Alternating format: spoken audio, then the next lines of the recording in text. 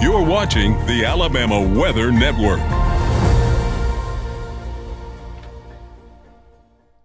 It's Friday, the 6th of March. This is James Spann. Today, like a summer day, we have random, widely scattered showers and thunderstorms across the state. We'll see storms a bit more organized over the weekend with the approach of a front. But let's begin with the radar. And for those that are watching live on my YouTube channel or Facebook page, we are at 3:10 this afternoon. Some of you watching later on the Alabama Weather Network. However you watch, thank you. And you can see, it looks like the radar has a case of the measles today. We'll check some of the heavier storms at 3:10. I got some pretty strong storms over the western part of Sumter County along Alabama Highway 17, York, down to Cuba. Those are moving north. A lot of thunder, lightning, heavy rain. They're not severe. Remember, to be severe, you need 58-mile-per-hour winds or greater, or hail 1 inch in diameter or larger. And we don't see any evidence of that in that thunderstorm cluster, although it's certainly pouring for sure. We've got some pretty decent thunderstorms in parts of Lamar County in West Alabama, again below severe limits. The Tennessee Valley is relatively quiet, not much happening there. Got a few pockets of scattered showers and storms over parts of Tallapoosa, Lee, Macon, Chambers counties in East Alabama. Spotty showers around Interstate 65, Clanton, down toward Deatsville and Pine Level, Prattville. Let's go down to southeast Alabama. We actually had at one point today a severe thunderstorm warning that was issued for a small part of Geneva and Houston counties, but those storms have weakened tremendously. We've got a pretty good downpour just south of downtown Dothan. Showers and thunderstorms in parts of Coffee, Geneva, Dale counties. And again, all of these are moving north today, following the upper air winds. Again, that's that storm that prompted the warning coming up into Geneva County, but it fizzled out really quickly. And again, we don't expect any issues with severe storms this evening. We'll check the radar coming out of southwest Alabama. Pretty quiet. Nothing more than a few small isolated showers over Mobile and Baldwin counties. And again, the Tennessee Valley is relatively quiet. If you look carefully, you'll see a couple of just tiny showers over Marshall County, and they're just having a hard time keeping their act together. These will gradually fade once the sun goes down later this evening. Again, very much like a summer day. And over the weekend, the storm should be a bit more organized with a surface front coming in here. Here's the upper air look, and there's a big trough in the western states. That's going to be lifting out. That big trough will likely bring a pretty good severe weather event this afternoon, this evening, to parts of the nation's midsection. But we've still got that ridge over Florida, kind of a battle between the trough to the west and the ridge to the south and east. Visible satellite view, that looks like summer, a field of cumulus clouds across the deep south, some of those blossoming into showers and storms. That's the radar composite. That puts all the radars together, and you can see the widely scattered showers and storms across Alabama. Again, today it's warm. Look at Montgomery, second day in a row, mid-80s.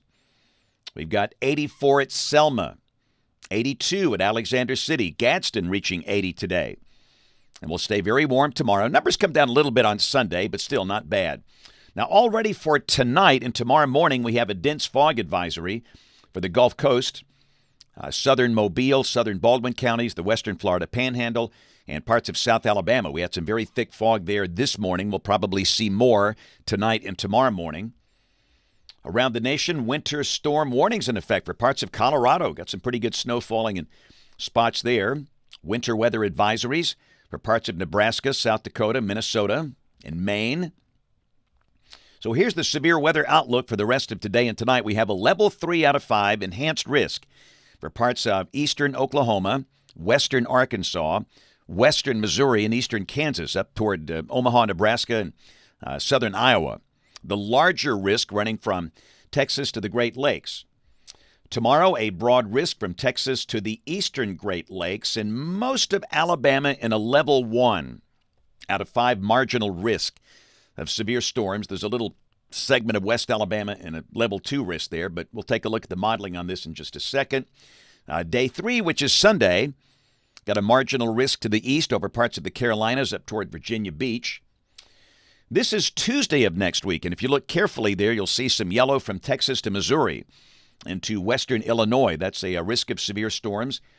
And then on Wednesday of next week, there is a risk of severe storms defined for eastern Texas, northern Louisiana, and southern Arkansas. That's west of Alabama. At this point, no formal risk is defined for Thursday. And still a lot of model inconsistency about how this thing plays out here next week. No doubt we'll have a good batch of rain and storms either Wednesday night or Thursday morning, as you'll see.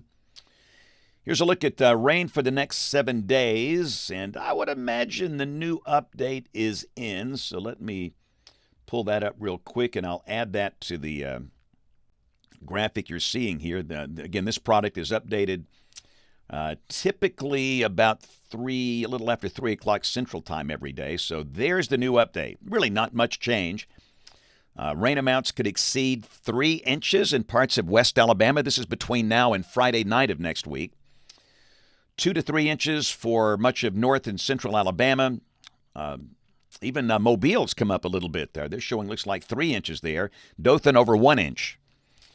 And again, if you missed it, this is the new drought monitor released yesterday. And 76% of the state is in some type of drought. So getting some rain, not a bad thing.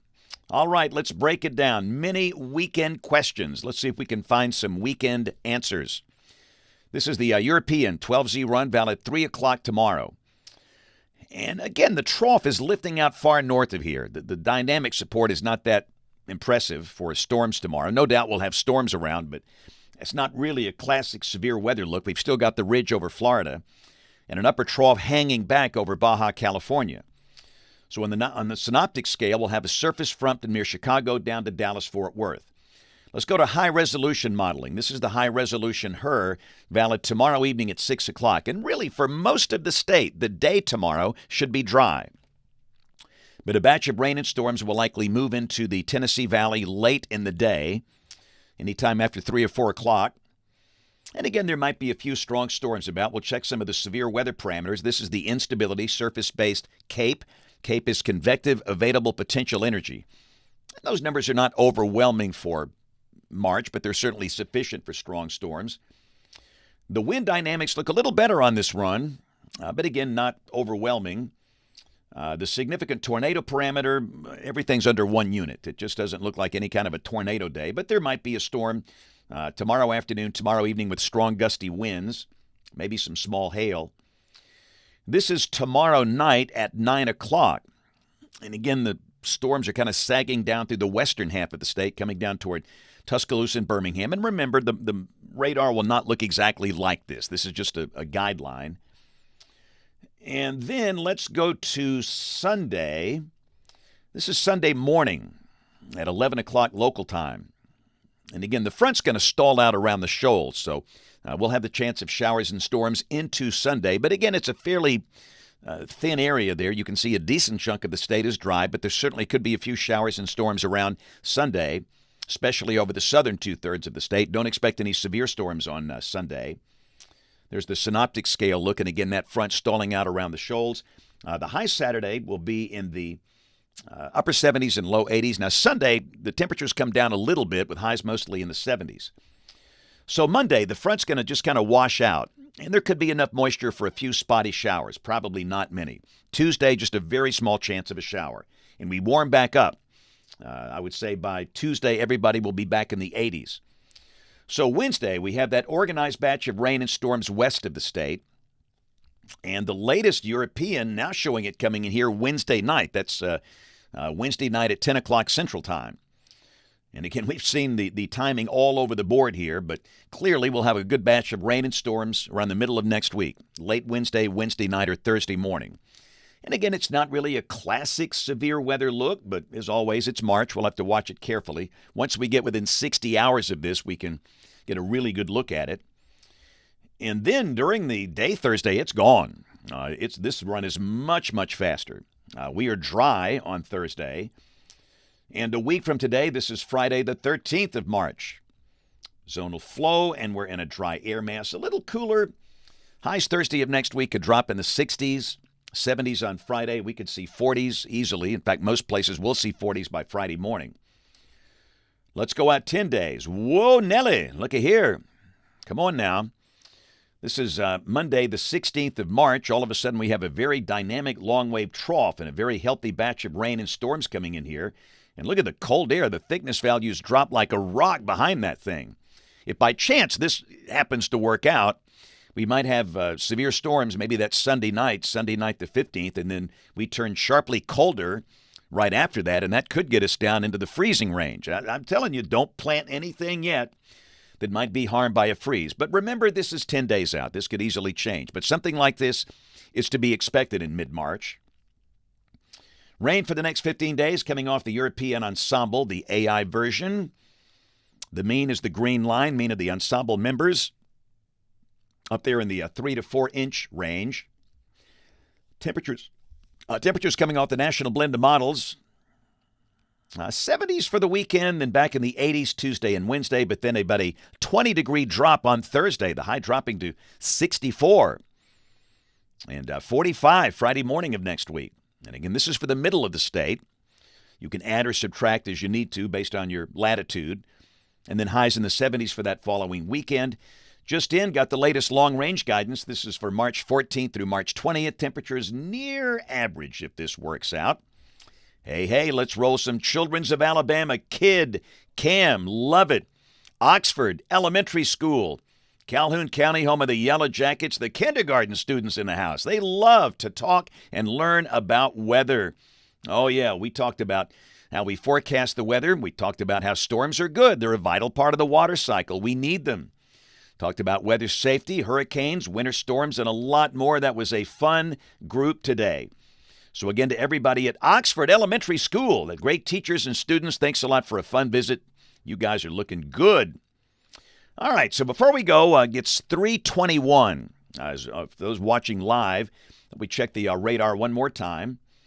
Some healthy storms coming up through West Alabama, heavy rainfall in York, Livingston, Sumter County. And there might be a little touch of small hail in this little segment right here, just to the west of Livingston.